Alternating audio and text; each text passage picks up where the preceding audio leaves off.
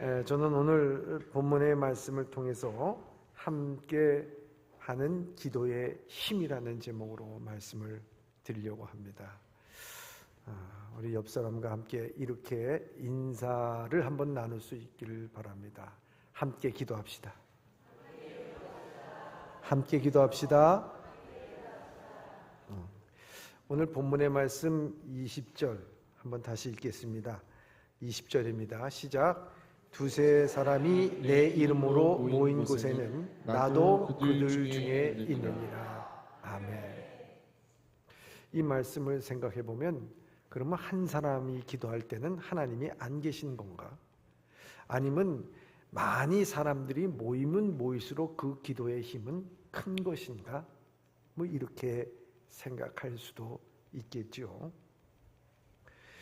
그런데 유대인의 회당이 세워지려고 하면요, 최소한도 성인 10명이 모여야 된다고 합니다.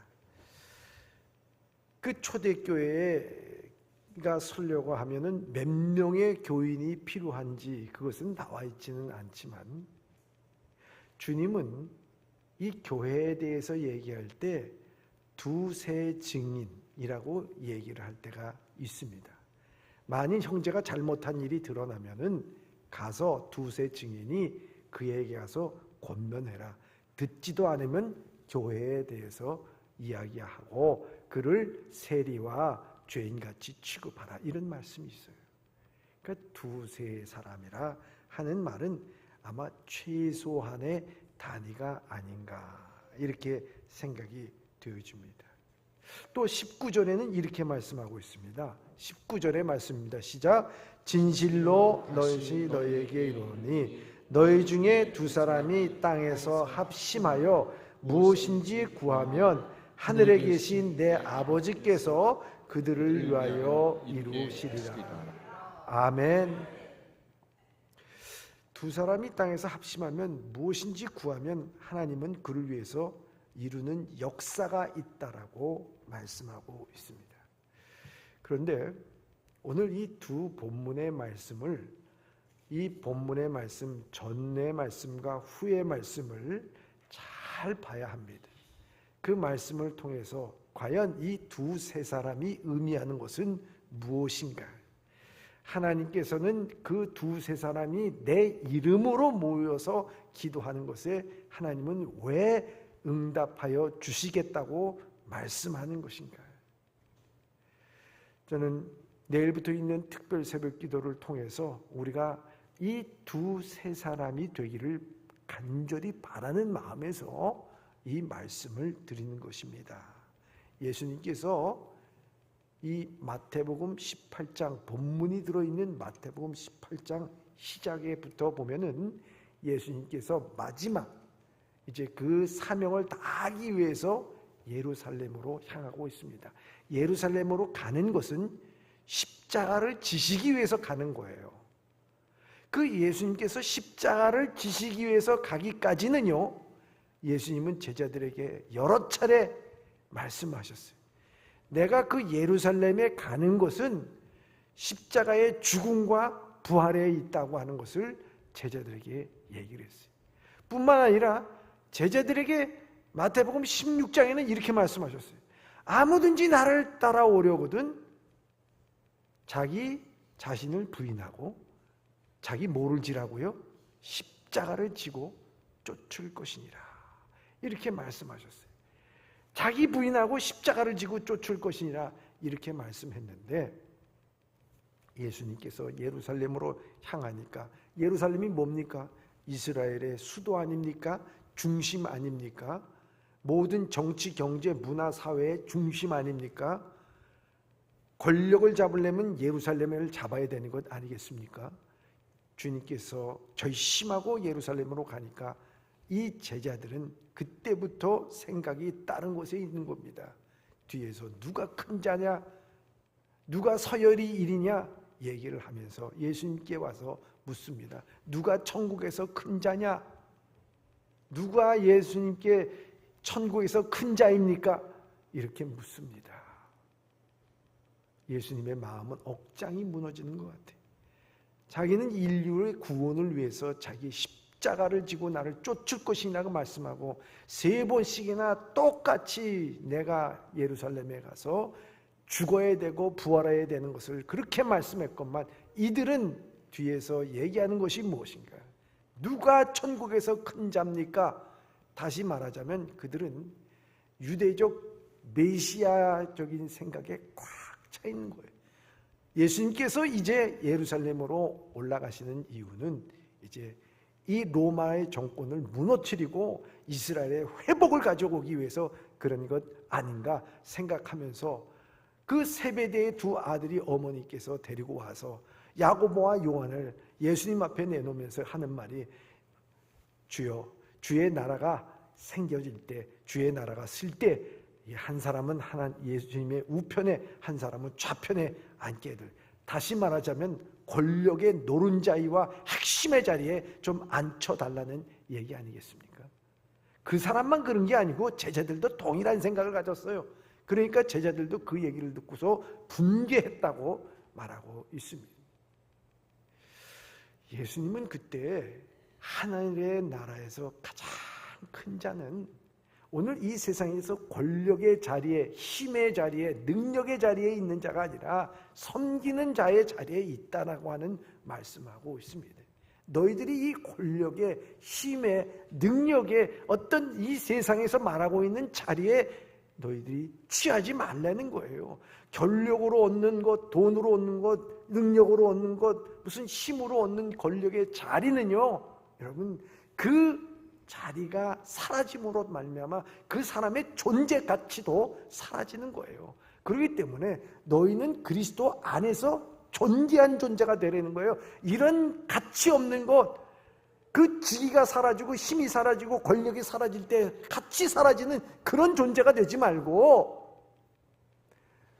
하나님 앞에서 존귀한 존재가 되라고 말씀하며 섬기는 자가 되라고 말씀을 하고 있습니다.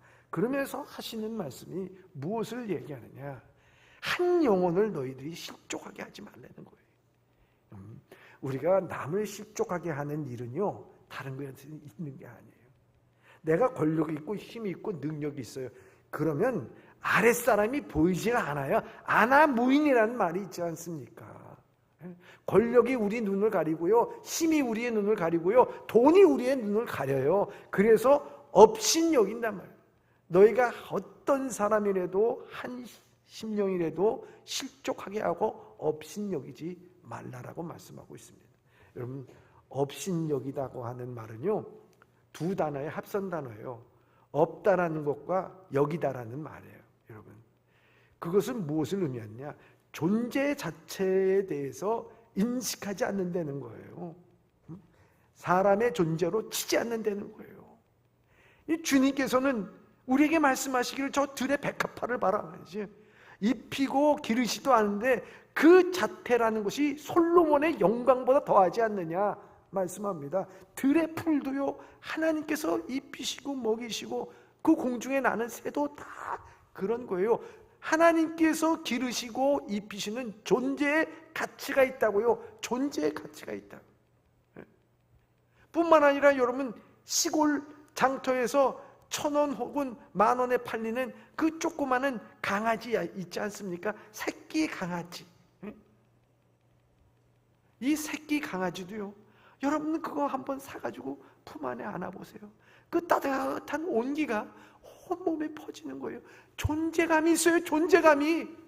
하나님이 기르시는 모든 곳에서는 이와 같이 존귀한 존재감이 다 있는데 그것을 어떻게 너희들이 업신여기느냐 이거예요. 업신여기냐.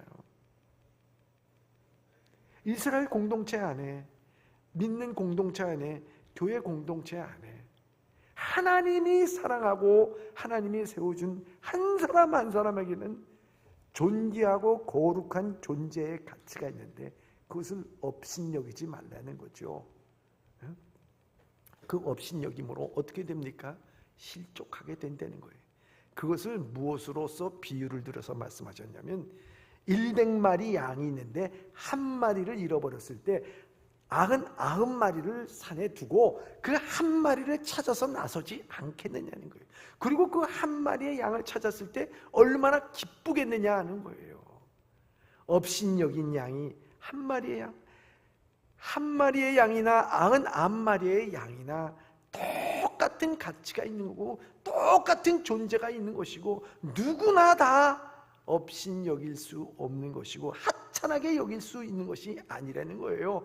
이렇게 여기는 것은 단지 나의 교만, 내가 가진 것 때문에, 내가 있는 권력 때문에 그것이 쓸데없는 것이고 썩어질 것인데도 그것을 붙잡고 살아가면서 마치 그것으로 내가 뭐가 된 것처럼 존재 자체를 생각하지 말라고 하는 것입니다. 하나님의 영광을 위해서 살아가는 존재 하나, 들풀 하나도 하나님께서 아끼시거든 너희일까 보냐 하시면서 주님께서 우리를 사랑하시고 인도하시는 하나님의 은혜가 있는 것이라는 것입니다. 이렇게 우리는 주님께서 오늘 우리를 위하여서 십자가에 지시고 우리의 대속물로서 우리를 구원시키기 위해서 오늘 이 땅에 오셔서 그 예루살렘으로 가고 있는 가운데 주님께서는 이와 같이 너희들이 하찮게 여길 사람이 없고 너희들이 이와 같이 버릴 사람이 없을 뿐만 아니라 잃어버린 한 영혼도 가장 귀하게 여기기 때문에 예수님은 섬김에 따라 섬기는 모습으로 살아가야 된다고 말씀하고 있는 것입니다. 그래서 이 섬길 때에 정말 중요한 것이 무엇이겠느냐 하는 것입니다. 오늘 그것을 오늘 본문의 말씀 바로 앞절에 18절에 이렇게 말씀하고 있어요. 시작. 진실로 너희에게 이르노니 무엇인지 너희가 땅에서 매면 하늘에서도 매일 것이요 무엇이든지 땅에서 풀면 하늘에서도 풀리리라. 아멘. 여러분, 이 말씀을 무엇을 말씀하고 있습니까? 하나님께서는 오늘 우리 사랑하는 성도들이 이 땅에서 풀면 하늘에서도 풀린다. 이 땅에서 매이면 하늘에서도 매인다는 거예요. 여러분, 오늘도 이 땅에서 여러분은 누군가 권력과 높은 자리와 천국에서 큰 자를 찾는 그런 삶을 살게 된다고 하면은 오늘 하나님께서는 그것이 하늘에서도 그 사람에게 대해서 풀리지 않고 매듭을 질 수밖에 없다라고 하는 것입니다. 그렇기 때문에 오늘 이 땅에서 하는 것, 오늘 여러분들이 이 땅에서 하는 것, 바로 이 땅에서 하는 것이 하늘에 모든 것이 이루어진다고 하는 것을 우리에게 말씀하고 있는 것입니다. 그래서 이 땅에서 하는 선한 일이 하늘의 일이고 즉 하나님의 뜻을 이루어 나가는 것입니다. 하늘에 가서 하는 일이 아니라 오늘 이 땅에서 여러분들의 삶 속에서 오늘 이 예범의 공동체 안에서 이루어지는 모든 일이 바로 하늘에서 풀리고 매이는 일인 줄 믿습니다. 그래서요 19절에 다시 한번 읽겠습니다. 19절 시작. 진실로 다시 너희에게 이르노니 너희 중에 두 사람이 땅에서 합심하여 무엇인지 구하면 하늘에 계신 내 아버지께서 그들을 위하여 이루게 하시리라. 아멘. 여러분, 여기 진실로 너희에게 이르노니 너희 중에 두 사람이 땅에서 합심한다라고 말씀하고 있습니다. 오늘 이 말씀 어떤 말씀입니까? 여러분, 두 사람이라는 사람은 어떤 사람입니까? 그 잃어버린 한 마리의 양과 같은 존재입니다. 그 잃어버린 한 마리의 존재가 어떤 존재인가? 오늘 본문의 말씀에 보면은 형제가 죄를 범한 것에 대해서 나오고 있어요. 이 100마리의 양 중에 한 마리 잃어버린 양에 대해서 비유하면서 무엇을 얘기하려고 하면은 공동체 안에서 범죄한 한 형제를 얘기합니다.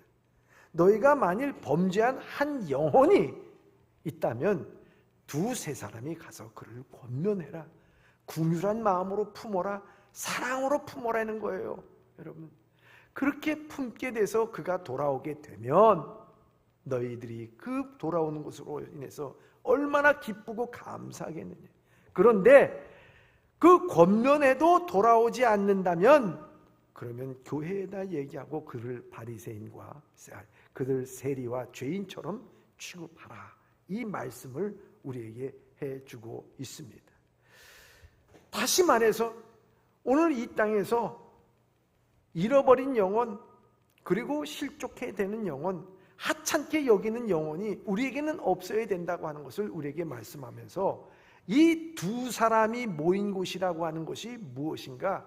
이 두 사람이 모이는 곳은 다른 것이 아니라 우리가 상처를 줬던 사람과 상처를 받은 사람, 용서를 한 사람과 용서함을 하는 사람, 여러분, 그리고 빚을 진 사람과 빚을 또 주는 사람, 이 모든 사람, 서먹서먹한 사람, 이 두 사람이 서로 모여서 함께 손을 잡고 하나님 앞에 기도를 하게 될 때 하나님께서는 그 기도를 들어주신다고 하는 것입니다. 여러분, 오늘날 이 땅에서 너희가 맺고 푸는 권세가 누구에게 있냐면 우리에게 있다는 거예요.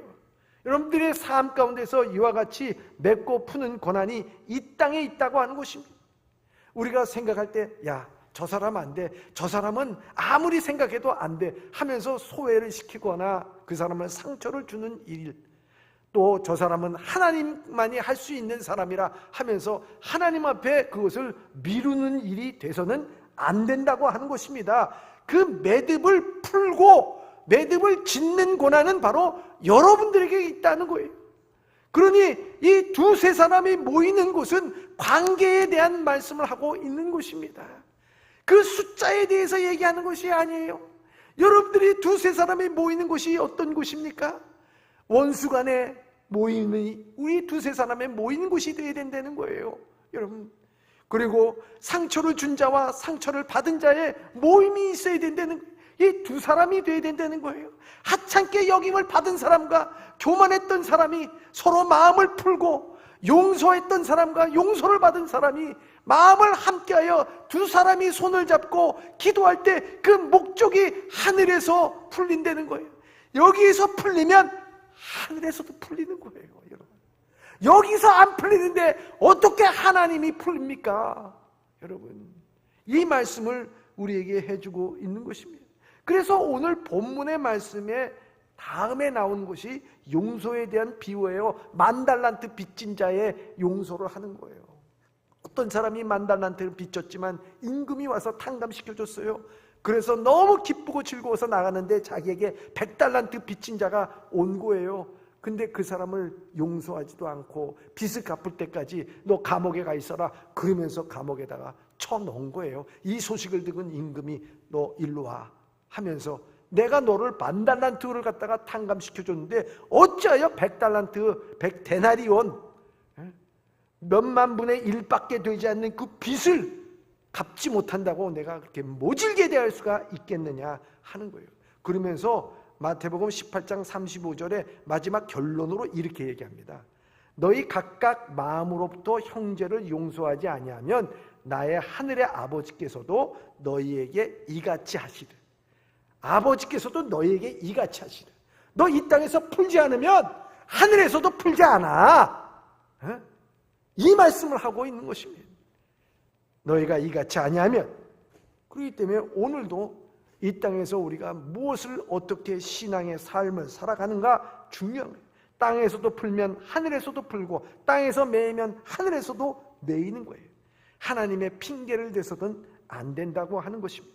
주님은 우리에게 갚을 수 없는 죄를 용서해 주시고 친히 십자가의 고난과 죽음을 통해서 우리의 죄값을 치러주셨어요.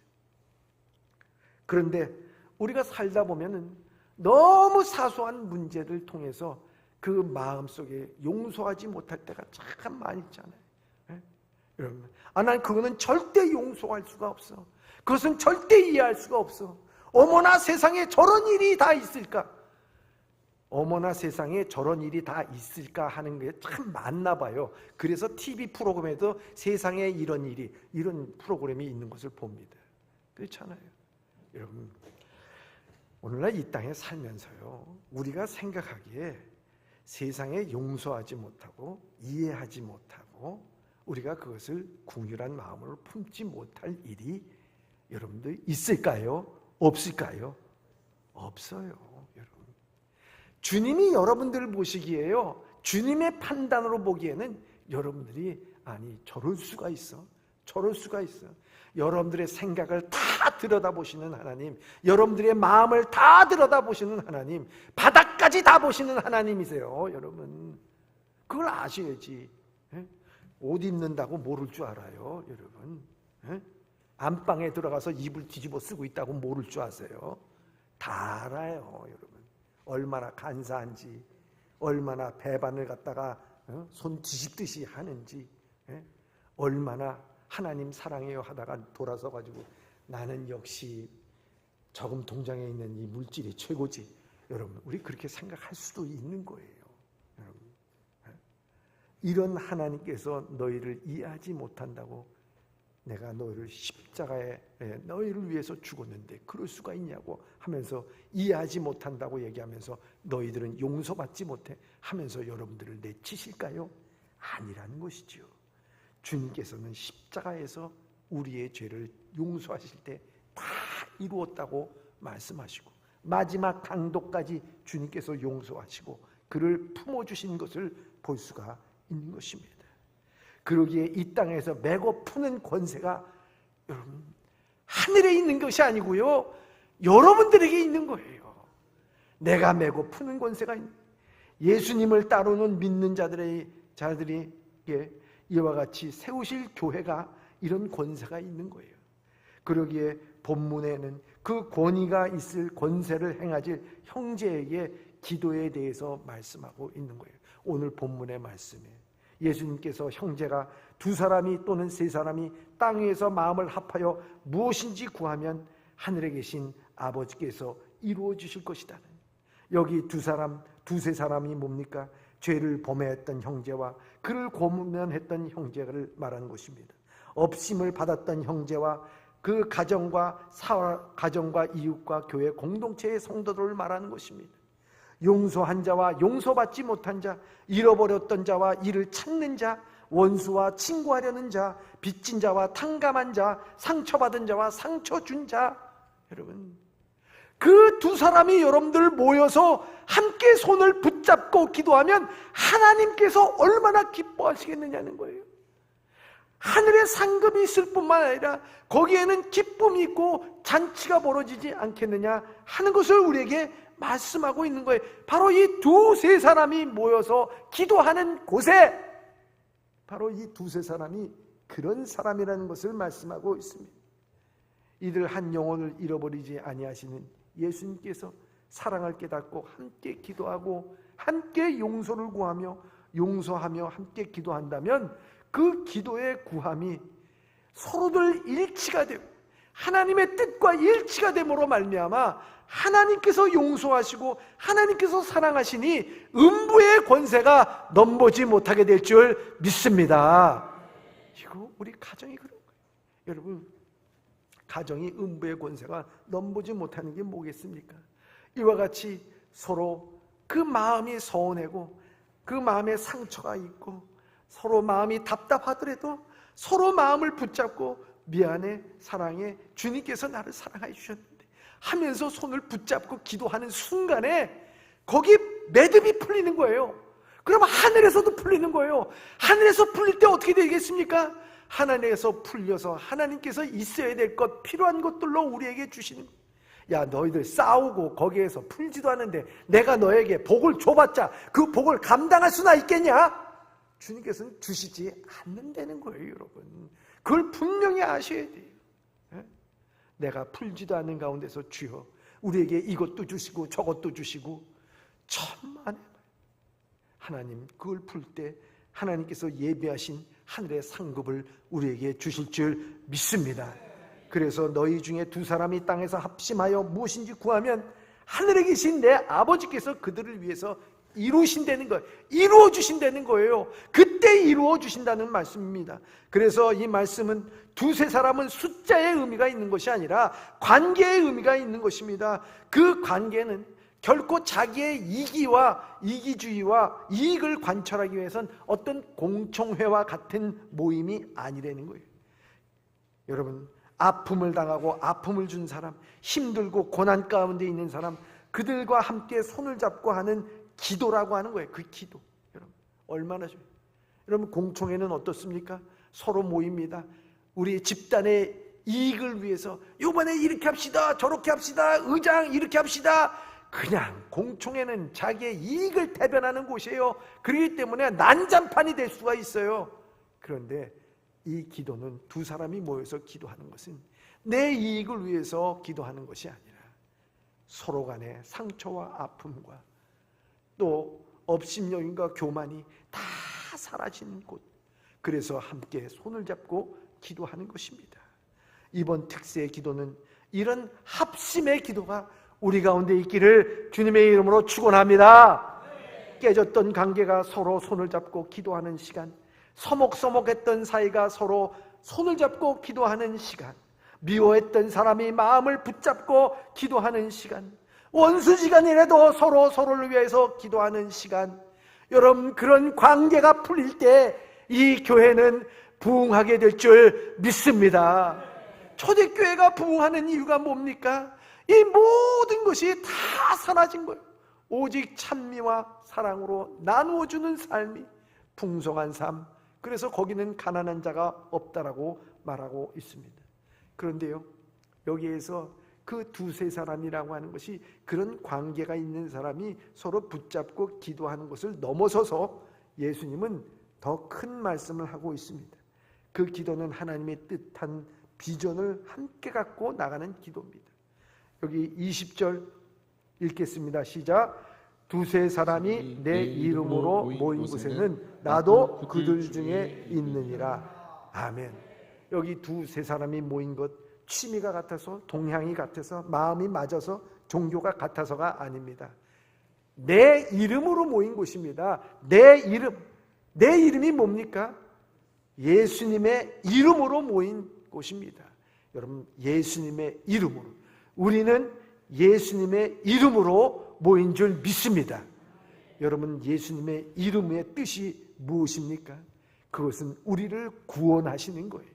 저 골고다 언덕에서 우리를 위하여 물과 피를 아낌없이 쏟아주시고 자기의 생명을 대신하여 우리의 죽을 죄를 용서하신 예수의 이름, 예수의 이름으로 우리는 구원을 받는 줄 믿습니다. 영접하는 자, 곧 그 이름을 믿는 자에게는 하나님의 자녀가 되는 권세를 주셨으니, 하나님께서는 우리를 예수의 이름으로 모이게 됐어요. 저 성전 미문에 앉아있던 안진뱅이도요, 예수의 이름으로 일어나 걸으라 하니까 그 안진뱅이가 일어나 걸었습니다. 날 때부터 소경이었던 바디메오도요, 예수의 이름으로 눈을 뜨게 되어 있었습니다. 우리의 모든 것이 예수의 이름입니다. 수가성 여인도 남편 다시 없으셨지만은 예수의 이름으로 그 영혼이 새롭게 된 줄 믿습니다. 이 신약에 있는 많은 무리들이 다 고침을 받고 하는 것이 무엇입니까? 예수의 이름, 나사렛 예수의 이름으로 구원받고 고침을 받고 회복되는 놀라운 역사가 일어난 것을 볼 수가 있습니다. 바로 이와 같이 예수의 이름으로 우리는 헛되지 말아야 된다는 것. 그래서 주님은 우리에게 말씀하고 명령하시지 않았습니까? 너희는 모든 민족으로 제자를 삼아 아버지와 아들과 성령의 이름으로 세례를 베풀고 내가 네게 분부한 모든 것을 가르쳐 지키게 하라. 볼지어다 내가 세상 끝날까지 너희와 함께 있으리라 하시니라. 아멘. 이 명령을 준행하기 위해서 두세 사람이 모였다는 거예요. 여러분, 우리 주변에 두세 사람이 모였어. 여러분, 얼마나 중요해요. 비전이 같은 사람이 두세 사람이 모이면요, 천 사람 만 사람을 회개시키고 주님의 나라로 인도하는 놀라운 역사가 있다는 것입니다. 비전이 같아야 됩니다. 내 비전이 아니라 예수의 이름, 예수의 이름을 드러내기 위한 모임이 되어야 된다는 것입니다. 여러분, 가장 무서운 집단은요, 어떤 집단이냐? 이념으로 뭉친 집단이 아닙니다. 이와 같이 우리가 한 성령으로, 한 영으로 예수의 이름으로 뭉친 이 교회가 이 세상에서는 가장 강력한 힘을 가지고 있는 집단이고, 하나님께서는 이 교회를 통해서 이 세상을 복음화시키는 줄 믿습니다. 이와 같이 이런 모습으로 여러분, 우리의 힘 있게 나가는 것이 바로 두세 사람이 모이는 것이 바로 같은 비전, 같은 뜻을 갖고 나간 사람들이 기도하는 것입니다. 함께 모였지만 동상이몽이야. 서로 다른 생각을 갖고 있어. 그랬을 때 어떻게 됩니까? 시련이 오고 위험이 오면요, 다 뿔뿔이 흩어져요. 하나 힘을 발휘할 수가 없어요. 그런데요, 믿음의 굳건에 섰어요. 그렇게 되면요, 시련이 오고 어려움이 오고 이 역경이 오는데요, 오히려 그게 축복이 되더라고요. 성경이 그렇게 말씀하고 있어요. 주님께서 말씀하시기를 믿음, 말씀 위에 쓴, 반석 위에 쓴 집은요, 여러분, 창수가 나고 바람이 불어도요 무너지지 않는다 그래요. 그대로 보존돼요. 그대로 받는다는 거예요. 얼마나 큰 축복입니까?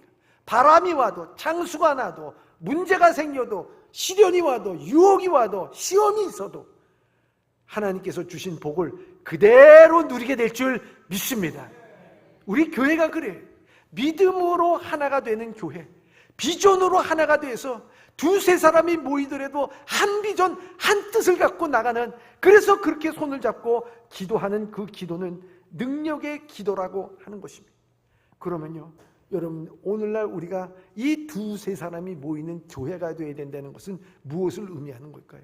다른 사람 다 필요 없어, 두세 사람만 모이라는 얘기일까요? 아니에요. 여러분들이 그 두세 사람이 되라는 거예요.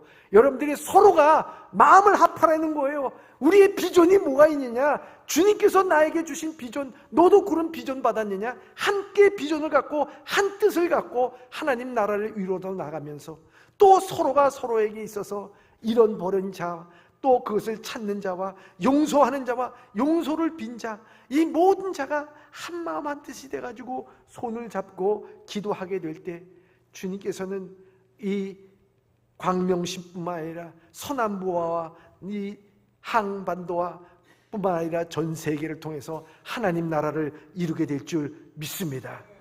이번 특세는 예수님의 이름, 즉 예수님의 뜻과 함께 한다면, 관계의 회복을 원한다면 우리 손잡고 다 같이 나오시기 바랍니다. 여러분들 이웃과 소원한 관계가 있습니까? 자녀와 여러분 불통하는 관계가 있습니까? 남편과 여러분 불통하는 모든 것이 있습니까?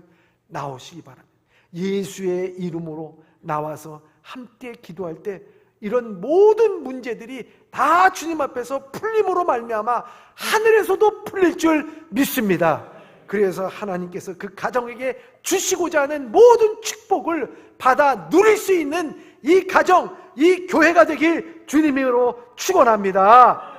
여러분, 맺고 푸는 권세가 우리에게 있습니다. 초대교회는요 바로 이런 힘이 있었어요. 그래서 사도행전 1장 14절에 이렇게 말씀하고 있습니다. 시작. 여자들과 예수와 어머니 마리아와 예수의 아들과 더불어 마음을 같이하여 오로지 기도에 힘쓰더라. 아멘. 초대교회가 폭발적으로 성장하고 부흥할 뿐만 아니라 그 모습이 너무나도 아름다워서요, 그 주변에 있는 모든 사람들이 다 흠모했다 그랬어요. 흠모했다 그랬어요. 나도 저 예루살렘에 있는 저 교회에 들어가고 싶다고 흠모했다 그래요. 그런데 그 흠모할 수 있었던 것은 무엇이었느냐? 여기 딱 세 가지 단어가 있어요. 그게 참 중요해요. 그것이 뭐냐? 마리아와 예수와 아우들과 그 다음에 중요한 단어 세 가지입니다. 더불어 마음을 같이하여 오로지. 오로지 어떻게 했다고요? 기도에 힘썼다. 더불어 마음을 같이하여 오로지. 한번 따라 하시기 바랍니다. 더불어 마음을 같이하여 오로지 기도에 힘쓰더라. 여러분, 이겁니다. 주님께서도 오늘 우리에게 말씀하시는 것은 마음을 같이하고 더불어서, 예전에는 참 밉고, 예전에는 대화하기 싫고, 예전에는 그렇게 나에게 상처 준 사람이었고, 예전에는 나에게 빚진 사람이었고, 예전에는 참으로 뺀질뺀질하던 사람이었고, 예전에는 말만 하면은 그저 싸우기만 하고 대들던 사람이었고, 이런 모든 사람들이 그리스도 예수 안에서 예수의 이름으로 손을 맞잡고 하나님 앞에 함께 더불어 마음을 같이하여 오로지 기도에 힘쓸 때 성령의 폭발적인 역사가 일어나게 될 줄 믿습니다. 이와 같은 기도의 놀라운 역사가 우리 특세를 통해서, 이 특별 새벽기를 통해서 온 가정과 이 교회에 이루어지기를 주님의 이름으로 축원합니다. 기도하겠습니다. 합심하여 기도할 때 함께 하시는 주님, 소원했던 관계가 손을 맞잡고 기도하게 하여 주시고, 미워했던 관계가 손을 맞잡고 기도하게 하시고, 이 세상을 향한 하나님의 뜻을, 구원의 뜻에 한마음 한비전을 갖고 기도하게 하시고, 가정에서 온 가족이 손을 맞잡고 기도하게 하시고, 교회가 주님이 나를 위하여 손을 맞잡고 합심 기도할 때 하늘의 하나님이 그 기도를 이루어 주실 줄 믿습니다. 예수님의 이름으로 기도드립니다. 아멘.